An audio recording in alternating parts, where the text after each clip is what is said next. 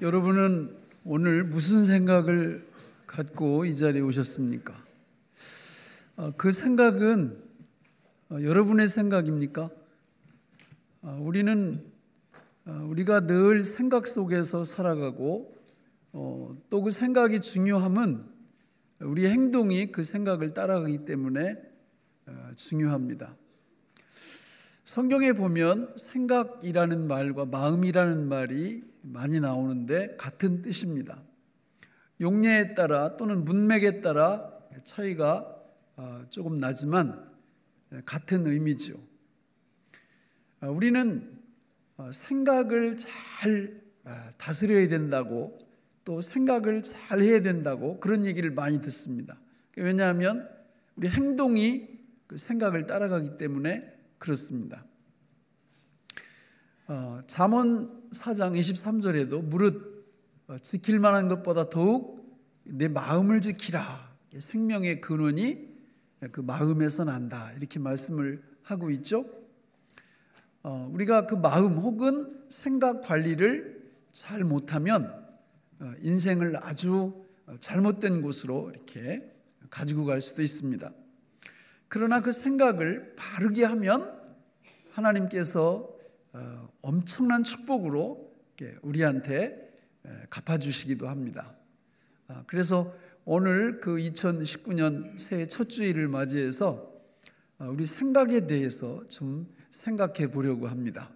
내가 갖고 있는 생각이 옳은 생각인지, 또 이 생각대로 그냥 살면 되는 건지, 이 생각이 혹시 누구의 공격을 받고 있지는 않는지, 또 나는 내 생각이 아니라 다른 사람 생각만 계속 따라가고 있지는 않은지 그 기준을 한번 정해놓고 무엇이 옳은 기준이고 어떤 생각을 따라 살아가는 것이 하나님께서 기뻐하시는 것인지 한번 생각해 보겠습니다. 자, 오늘 본문을 보면 거기 생각이라는 말이 나와요. 자, 같이 한번 읽어볼까요? 고린도후서 10장 3절로 5절을 같이 읽겠습니다. 시작. 우리가 육신으로 행하나 육신에 따라 싸우지 아니하노니 우리의 싸우는 무기는 육신에 속한 것이 아니요 오직 어떤 견고한 진도 무너뜨리는 하나님의 능력이라.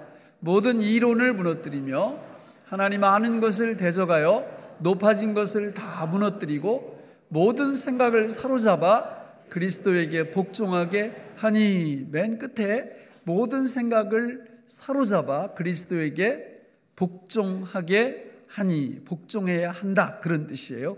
근데 3절에 보면 아주 중요한 언급을 하고 있습니다. 우리가 육신으로 행하나 육신에 따라 싸우지 아니하노니 우리의 싸우는 무기는, 전쟁 이야기를 해요. 저거는 예수 믿는 성도의 정체성을 말하는 것입니다.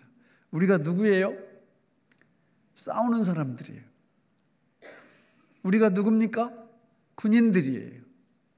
십자가의 전사들입니다. 저거를 놓치면 신앙생활을 절대 잘할 수가 없고, 저걸 놓치지 않고 우리가 십자가의 군사, 십자가의 전사로 이 땅 위에서 멋진 삶을 살기 위해서는 반드시 뭘 지켜내야 되느냐면 우리의 생각을 지켜내야 됩니다. 우리의 생각이 잘못되면 우리가 전사라는 사실을 기억을 못해요. 다시 말하면 교회에 왜 다니는지를 교회에 왜 다니세요? 아니 인생 자체를 왜 사세요? 이렇게 물어봐도 잘 알지를 못합니다. 우리는 싸우려고 삽니다. 우리는 전쟁하려고 이 땅 위에 존재하고 있습니다. 예수를 믿는 성도들은 다 군인들이고 다 전사라고 성경은 계속해서 여기 말고도 다른 곳에서 말씀하고 있습니다.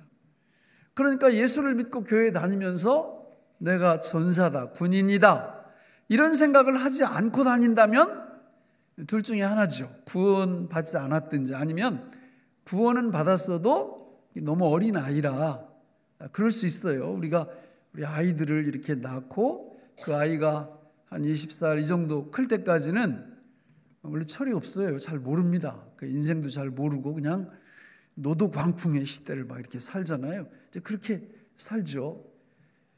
영적인 사람도 마찬가지입니다. 우리가 예수님을 믿고 거듭나면 처음에는 군인이 뭔지 전쟁이 뭔지 이런 거 잘 몰라요. 그러나 5년, 10년, 15년 지나가면서 계속해서 모른다. 이거는 심각한 겁니다. 아니, 지금 상대방은 나를 적으로 인식하고 계속 공격을 해오는데 나는 아무 생각이 없다? 문제가 심각한 거죠? 그렇지 않겠습니까? 아니, 적군이 나를 공격해오면 그걸 인지해야죠. 그걸 알아차려야죠. 그걸 눈치를 못 채고 있다면 큰일이에요, 큰일.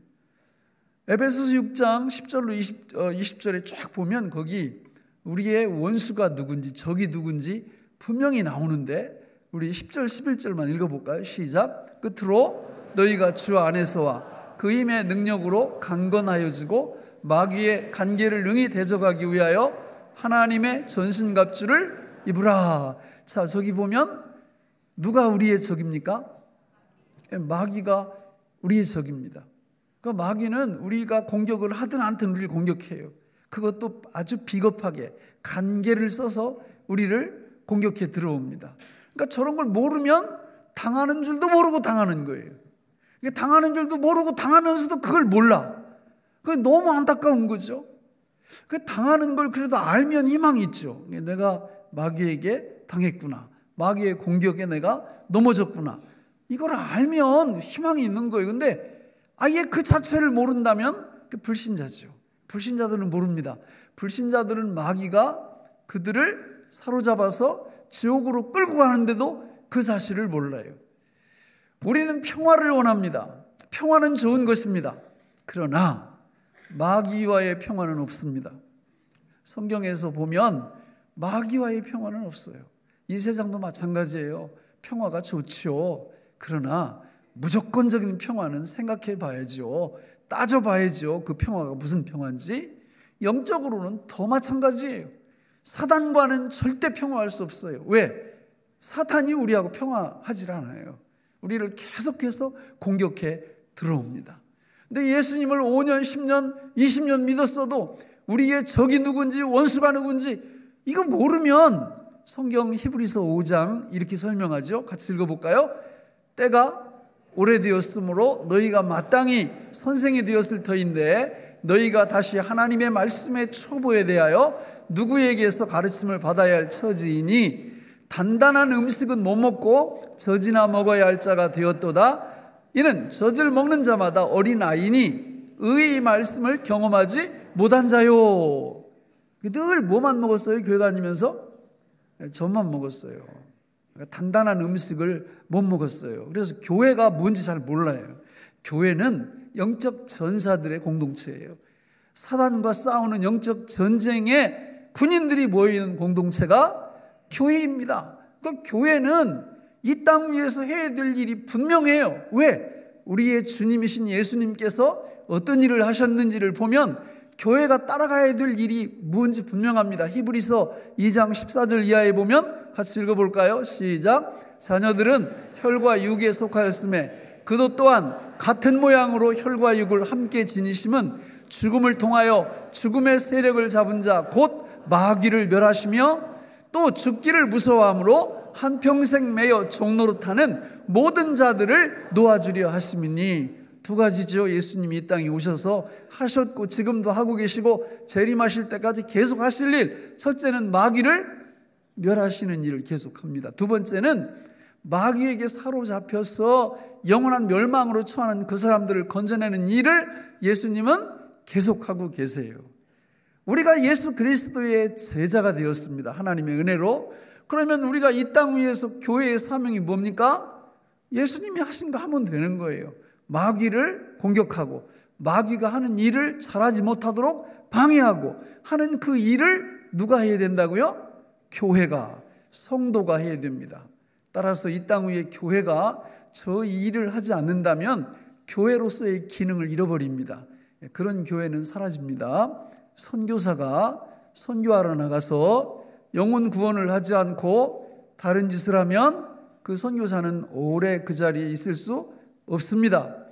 사단이 이걸 너무 잘 알아요. 그래서 교회 속에 이상한 그 사설들을 계속 불어넣습니다. 교회의 목적이 뭐냐? 그러니까 교회는 윤리적이어야 한다. 교회는 도덕적이어야 한다. 맞아요? 틀려요? 맞아요. 교회는 윤리적이어야 해요. 교회는 도덕적이어야 해요. 근데 그게 전부입니까? 천만의 말씀. 윤리 도덕적으로는 이렇게 손가락질 받을 수도 있어요. 아니 뭐 저나 여러분이나 다 흠투성이 아니에요? 아닌가 보네. 저는 그래요. 저는 흠투성이에요. 그러니까 저한테 아유 목사님 뭐 이렇게 그 뭐 윤리 도덕적으로 이렇게 좀 모양이 빠집니까? 이렇게 이런 얘기 하지 마세요. 저 자신 없어요. 그냥 내가 마음에 안 들어요.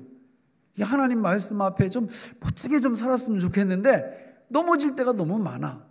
그러나 교회를 향하신, 성도를 향하신 하나님의 뜻은 분명히 알아요. 마귀를 대적하고 마귀가 하는 일을 대적해야 되는 그 사명은 분명히 합니다. 그러니까 이걸 향해서 전진하는 거예요. 좀 흠이 있으면 덮어주면 되는 거지. 야, 아멘이 안 나오네.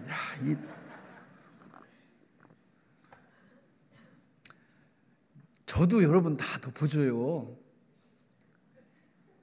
안 덮어주는 것 같아요? 다 덮어줍니다. 저 진짜 뭐 제 치부책이 어떤 때는 적어놓고 싶어요. 예? 아무개 집사님 이런 거 좀 고쳤으면 좋겠다 이렇게 해가지고 그렇게 안 합니다. 왜? 나도 그런데 뭐 나도 약점투성이고 흠투성이고 교회의 사명, 교회의 목적은 윤리 도덕적 이거 물론 힘써야 되지만 더 중요한 건 주님이 가신 길, 주님이 이 땅 위에 오셔서 마귀를 멸하시고 마귀에게 눌린 자를 풀어주는 그 일을 우리 예수님이 하셨잖아요. 교회의 사명이 그거예요. 그게 전쟁이에요. 그게 싸움이에요. 군인이 할 일이에요. 그런데 이 일을 교회가 잘하냐 못하느냐가 어디에 달려있다고요? 무슨 관리? 생각 관리예요. 생각. 사단이 그걸 알아요. 그래서 사단이 공격하는 핵심 공격 목표가 어디냐면 저와 여러분들의 생각입니다. 생각을 공격해요. 생각이 무너져 버리면 사명을 잃어버려요. 생각이 무너진 사람한테 복음 좀 전하시죠. 지옥 가는 영혼들을 건져내시죠. 이렇게 얘기하면 말귀를 못 알아먹어요. 왜냐하면 내 코가 석자인데 생각이 너무 복잡해요. 정리가 안 돼 있어요. 너무 힘들어하는 거예요. 그거를. 그러나 오늘 말씀에 입각해서 오늘 말씀에 뭐라고 합니까? 모든 생각을 사로잡아 예수님께 가지고 가서 복종을 시켜버리면 생각이 질서가 잡혀요.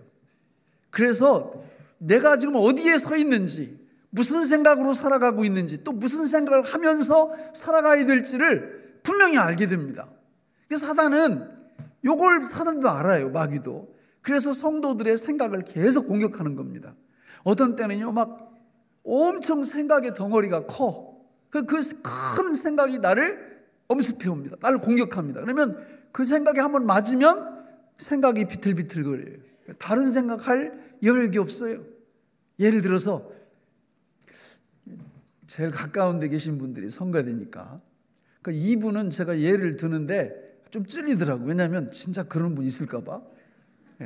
오늘 성가 연습하는데 옆에 집사님이 평소 그러지 않던 분이 인격적으로 나를 막 이렇게 모독을 한 거예요. 그러면 그거는 100% 누가 우리의 생각을 공격하고 있는 거예요? 마귀가 공격하고 있는 겁니다. 이제 그때 성경적으로 그 생각을 처리할 줄 아냐 모르냐가 결정이 됩니다. 성경적으로 처리할 줄 모르면 그때부터 뭐 할까요? 소설 씁니다. 소설. 언제까지 써요? 한 3박 4일, 5박 6일 잠도 안 자고 계속 소설을 써요. 저 인간이 도대체 그렇게 안 봤는데 어떻게 나를 이렇게 인격적으로 모독할 수가 있는가? 그리고 집에 가서도 막 계속 소설을 쓰는 거예요. 저녁에 밤잠이 옵니까? 억울하고 분해가지고 그 막 부글부글 끓는 거죠. 그러면서도 계속 소설을 쓰고 있어. 자기가 주물주물 하고 있는 거예요. 그 생각을. 이런 분들은 그리스도의 위대한 군사가 될 수 없어요. 왜냐하면 그 생각을 처리할 수 있는 능력이 우리한테 없거든요. 근데 그거를 붙잡고 계속 주물거리고 있으니, 그러면 성경적으로 그 생각을 처리하는 분은 어떻게 하냐? 보재기를 하나 딱 꺼내가지고 그 생각을 다 거기다 담아요. 그래서 묶어. 그리고 이걸 갖고 누구한테 가요? 예수님께 딱 가서 예수님께 복종시킵니다. 그 네 가지 방법을 이따가 말씀을 드릴 거예요. 그러면 그냥 딱 정리가 돼요. 그렇지 않고 자기가 혼자 소설 쓰면 3박 4일이 문제가 아니더라고. 몇 년을 괴로워해. 몇 년을. 왜 그렇게 해요? 그런 일만 있는 게 아니에요. 이 사업을 경영하는데 갑자기 사업이 힘들어지기 시작해요. 이러면 제일 우리 어디에 와서 그거에 부딪혀요? 생각. 우리 생각에 와서 왜 이 사업이 어려워지지? 도대체 내가 뭘 잘못했지? 그리고 막 복기도 하고 점검도 하고 여러 가지 살펴도 보고 막 이럽니다. 혼자 막 씨름하는 거예요. 그래서 해결될 수도 있겠죠. 그런데 성경적으로 우리 생각을 공격해 들어오는 것들을 처리하는 방법은 그게 아닙니다. 그러면 그런 생각들이 나를 힘들게 하면 역시 그냥 보재기 하나 딱 펼쳐놓고 거기에 관련된 모든 것들을 담는 거예요. 그래서 묶어서 누구한테 갖고 간다? 예수님께 딱 갖고 가서 복종시켜 버리는 거예요. 그러면 주님이 싹 해결을 해 주시죠. 배우고 싶죠? 아멘 한 분들만 은혜가 있을 겁니다. 이거요 쉬운 게 아니에요. 이론은 쉬워. 네 가지만 알면 되거든요. 근데 저도 당할 때가 많아. 저도 당하고 나면 그냥 뒤늦게 그냥 허겁지겁 또 회개하면서 이렇게 돌아오고 그러는데요. 하나님이 우리한테 이런 아주 그 축복의 방법을 주신 거예요. 마귀가 우리 생각을 공격할 때 그 생각이 마귀한테 휩쓸리지 않고 말리지 않는 방법을 가르쳐 주신 거예요. 사단이 이걸 알기 때문에 다른 데 공격하지 않습니다. 사단은 대부분 우리 마음 혹은 우리 생각을 집중적으로 공격해요. 그 생각이 무너지면 사명 감당은 끝이에요. 위대한 전사 군인이 될 수 없다고요. 그래서 마귀는 우리 생각을 지금도 공격하고 있을 거예요. 지금도 계속 공격을 합니다. 그 생각 공격하는데 이렇게 넘어지는 거를 이제 성경에서는 분리된다 이런데 분리된다. 독립은 분리해서 독립하는 건 참 좋은 이야기지만 좋잖아요, 그죠? 애들이 이렇게 쭉 한 20살 이렇게 한 30살 이렇게 되면 스스로 독립을 해야지. 끝까지 그 캥거루족처럼 부모님께 이렇게 얹혀 살면 힘들잖아요. 피차.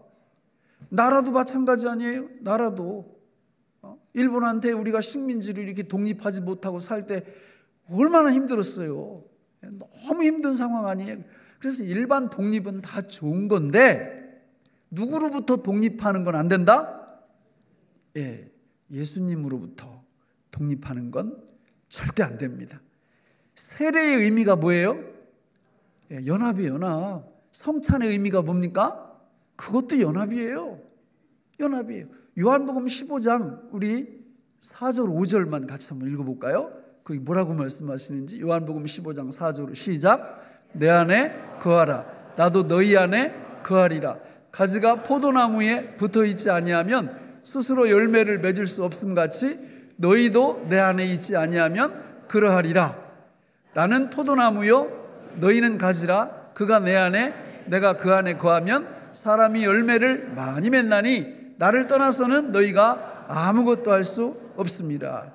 성도는 예수님께 딱 붙어 있어야 돼요. 저 붙어 있다는 말은 뭐가 붙어 있다는 말이에요? 생각이, 마음이 예수님께 하나로 연합되어 있다. 그런 뜻이에요. 우리 몸이 붙어 있는 거 아니잖아요. 물론 영적으로는 우리가 몸도 연합되어 있지만 우리의 생각, 마음이 예수님과 함께 하나로 연합되어 있다. 그 말입니다. 그렇게 되면 사상 최강이 되는 거예요, 우리가. 근데 분리해서 예수님으로부터 우리 생각이 나누어져 버리면 오합지졸. 사단이 우리를 거들떠 보지도 않습니다. 왜? 그냥 놔둬도 망해. 예수님하고 붙어 있으면 사상 최강이 돼서 누구도 우리를 이길 수가 없게 됩니다. 여러분, 저 초원에서 사자나 이런 그 맹수들이 뭐 이렇게 사냥하려고 올 때 주로 하는 방법이 뭡니까? 그 무리로부터, 그 어미로부터 떼놓으래. 떼놓으면 그건 끝나는 거예요. 우리도 마찬가지예요. 누구로부터 떨어지면, 예수님으로부터 분리되면 그냥 끝납니다. 아무 힘이 없어요. 그러나 예수님과 연합이 딱 되고 그 연합된 상태가 유지가 되면 사탄도 우리의 게임이 안 돼. 우리의 적수가 안 됩니다. 이런 복을 받으시기를 주님의 이름으로 축원합니다. 자, 그러면 사단이 우리 생각을 공격하는데 우리 생각을 사로잡아 그 생각을 예수님께 가지고 가서 복종시키는 구체적인 방법이 뭐냐? 네 가지. 네 가지를 말씀드렸더니 나중에 물어봤어요. 제가 아까 2부 예배 끝나고 새로 오신 분한테 그 네 가지 그 기억하시면 되면 네 가지가 뭐예요? 어렵지 않아요. 우리가 늘 알고 있는 건데, 자, 네 가지. 첫 번째가 뭐냐면 믿음을 점검하라. 그러니까 믿음 점검하는 게 우리 생각을 예수님께 가지고 가서 복종시키는 첫 번째 방법이래요. 두 번째는 약속을 점검하라. 하나님의 약속. 그러니까 우리 생각을 공격할 때 이게 일종의 시험이고 그런데 하나님 이 시험에 대한 약속이 있어요. 약속. 그 약속을 점검하라. 세 번째는 기도를 점검하라. 그러니까 실제로 그 생각을 완전히 박살내는 근본적인 방법은 기도거든요. 그 세 가지 방법으로 기도하는 건데 기도를 점검하라. 마지막 네 번째는 축복을 점검하라. 축복을 점검하라. 어렵지 않죠? 첫 번째가 뭐라고요? 믿음을 점검하라. 두 번째는 약속을 점검하라. 세 번째는 기도를 점검하라. 마지막 네 번째는 축복을 점검하라. 그러니까 이게 우리 생각 속에 굉장히 힘든 상황이 막 발생을 하면 혼자 주물주물 거리지 말고 절대 이걸 보재기에 딱 싸가지고 이 네 가지 틀에 갖다 집어 넣는 거예요. 이렇게.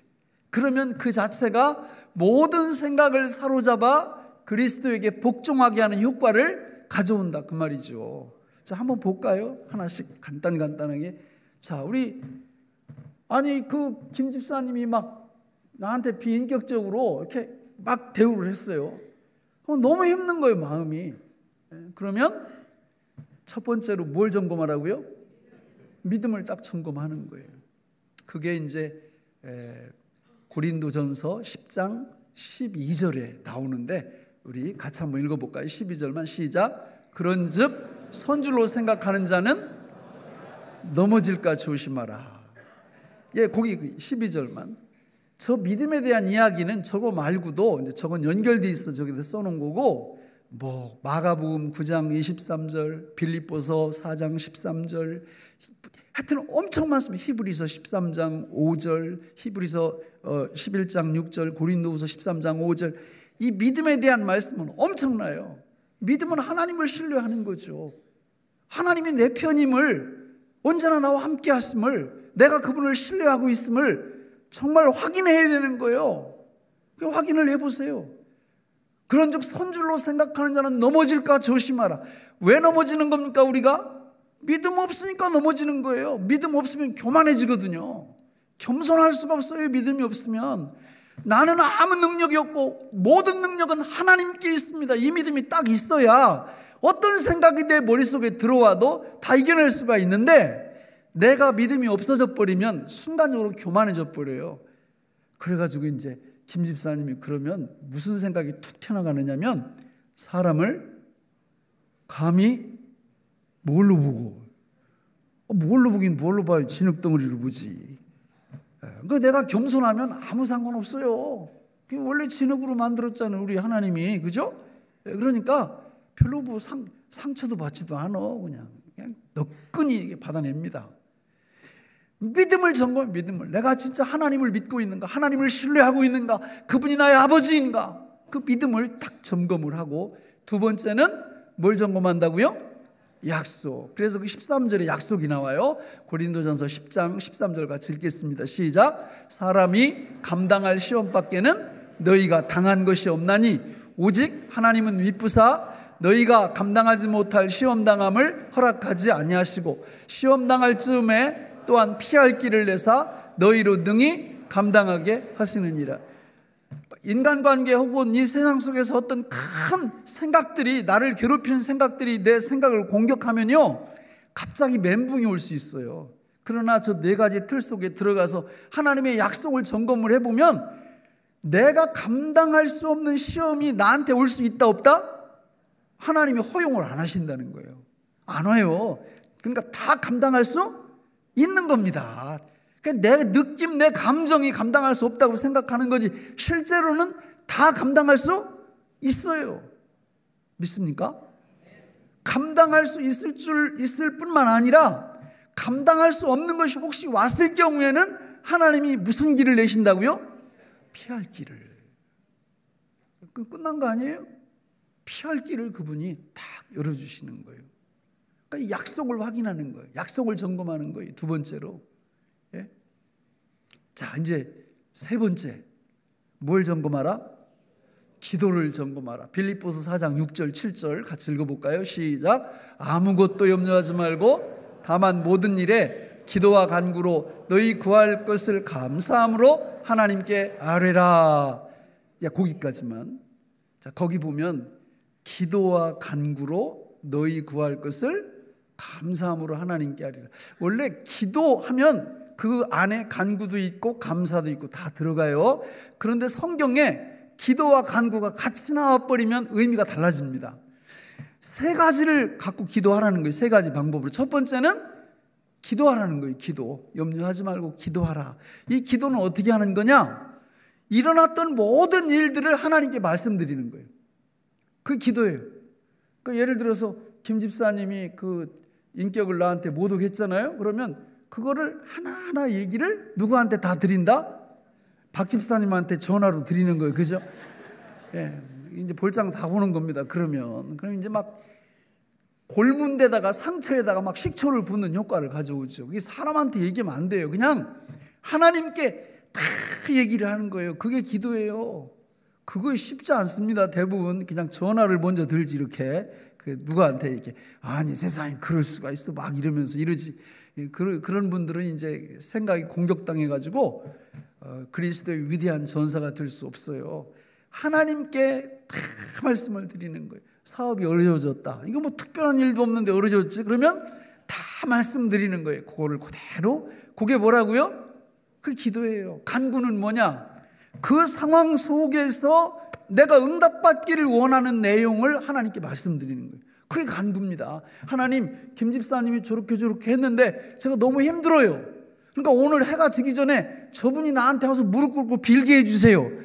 뭐 이렇게 한다든지, 아니면 저 사람이 나한테 오기는 글렀으니까 그 인격이형 말이 아니거든. 그러니까 내가 이 생각을 극복하고 이길 수 있는 역량과 능력을 저한테 주세요. 요렇게 구하는 게 요게 간구예요. 이거를 사람들이 잘 안 해요. 않고 뭐 할까요? 기도 않고 뭐라면 하나님이 원래 성경에 보니까 있어야 할 것을 다 하신다고 그랬으니까 아무것도 안 하는 거예요. 예. 그러면 소설가 됩니다.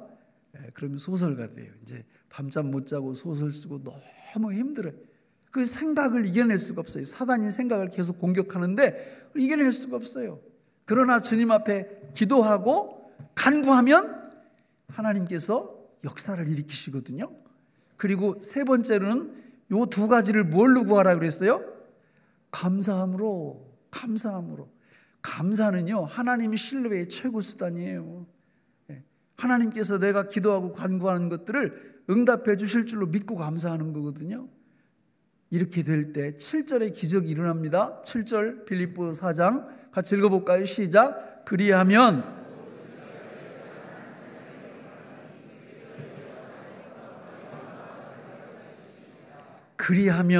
그리하면이 뭐예요? 기도하고 간구하고 감사하면 모든 지각에 뛰어난 하나님의 평강이 그리스도 예수 안에서 뭘 지켜요?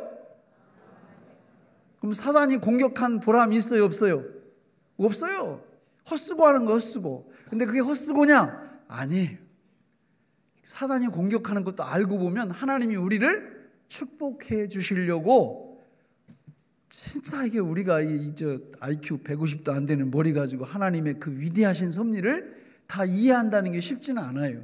근데 사단이 처음에 공격을 해서 우리를 넘어뜨리려고 했는데 성경적인 방법대로 대처를 하면 사단의 공격마저도 우리를 축복해요. 그게 로마서 8장 28절인데 같이 읽어볼까요? 이게 네 번째예요. 시작.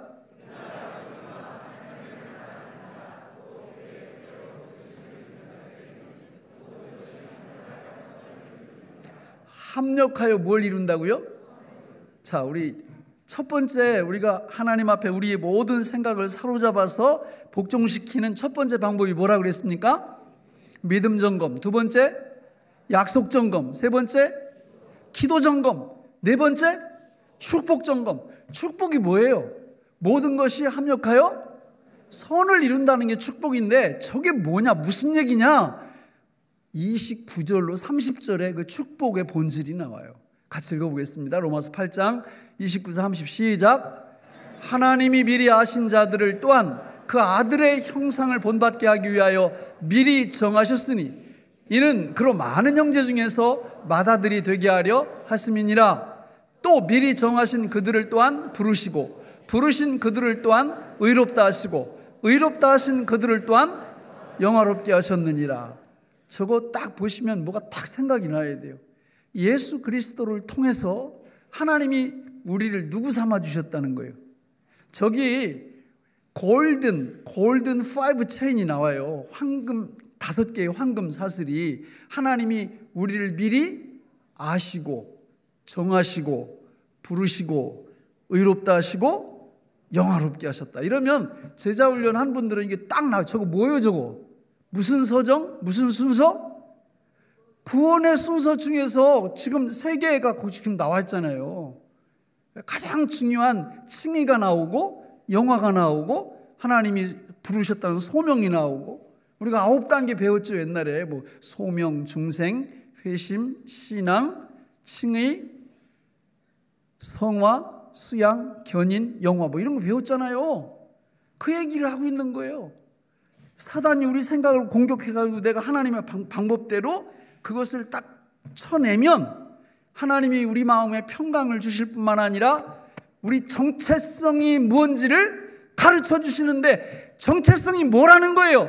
너희는 하나님의 자녀다. 예수 그리스도를 통하여 하나님이 너희를 창세전에 자녀로 불러주시고 자녀로 세우시고 저 천국까지 책임지고 하나님이 인도하시는 하나님의 자녀다. 이거를, 이 정체성을 알게 하신다 그 말입니다. 그걸 일컬어서 합력하여 뭘 이룬다? 선을 이룬다고 얘기하는 거예요. 지난 금요일 날 제가 아버지라는 단어 가지고 40분을 설교했어요. 금요일 날 여기서. 출생의 비밀 아시죠? 드라마 많이 보는 분들. 아이고 저 사람이 진짜 회장 아들이야 저 사람이. 근데 지금 거지 생활 하고 있는데 이 작가한테 놀아나지 우리가, 그죠? 막 그거 보면서 언제 저게 회복이 될지, 저 비밀이 밝혀질지. 근데 여러분 진짜 출생의 비밀을 아셔야 돼요. 우리가 누군지. 우리 누구예요? 황태자들이에요. 황태자들. 전지전능하신 창조주 하나님의 자녀들이라고요. 보통 사람들이 아니에요. 그런데 우리는 보통 사람들이라고 생각해요. 별로 감동도 없어. 하나님을 아버지라고 부르면서 감동이 없어. 감격도 없어요. 이거 회개 제목이라고 했습니다. 회개 제목. 아니 하나님이 얼마나 섭섭하게 생각하시겠어요. 이건희 씨 아들이 이재용 씨가 아니고 여러분이라고 한번 생각해봐요. 근데 지금 출생의 비밀이 꼬여가지고 여기와 우리가 앉아있고 지금, 근데 앞으로 며칠 후에 그게 확 뒤집어졌다고 생각을 해봐요. 그러면 여러분 어떻게 하시겠어요? 감동, 감격 펄펄 뛰고 난리 날 거 아니에요? 아닌가? 세상에서 돈 분께나 있는 분들 그 자녀로 이렇게 뭐 이렇게 되는 거, 이런 거 되면 그냥 얼마나 사람들이 좋아해요. 근데 한 번 더 생각해 보세요. 우리가 누굽니까? 전지전능하신 하나님의 아들, 딸들이에요. 잠시 잠깐 후면 우리가 황태자임을, 엄청나게 영광스러운 존재임을 증명되는 날이 우리 앞에 도래하거든요. 조금만 참으면 돼요. 조금만. 우리가 하나님을 아버지라고 부를 때 이 심령 속에서 감동이 있어야 돼요. 감격이 있어야 돼요. 이런 게 없으면 그거 붙잡고 기도해야 되는 거예요. 그런데 사단이 우리 생각을 공격해서 우리가 성경적인 방법으로 우리의 믿음을 확인하고 약속을 확인하고 기도를 확인하고 축복을 확인하면서 이게 확인이 되는 거예요. 그러면서 진짜 명실상부한 그리스도의 전사로 계속해서 거듭나는 것입니다. 마귀를 공격하고 마귀를 대적하고 마귀의 일을 대적하는 하나님의 전사들로 말씀을 맺겠습니다. 저는 올 한 해 동안 우리 성도님들이 사단이 우리 생각 공격할 때 제발 비성경적인 방법으로 처리 안 하셨으면 좋겠습니다. 이제 그런 분들은 저한테 막 전화하거든요. 목사님 죽겠어요. 왜 죽겠어요? 생각이 공격받고 있는 거죠. 그러니까 이 방법으로 하면 다 이겨낼 수 있어요.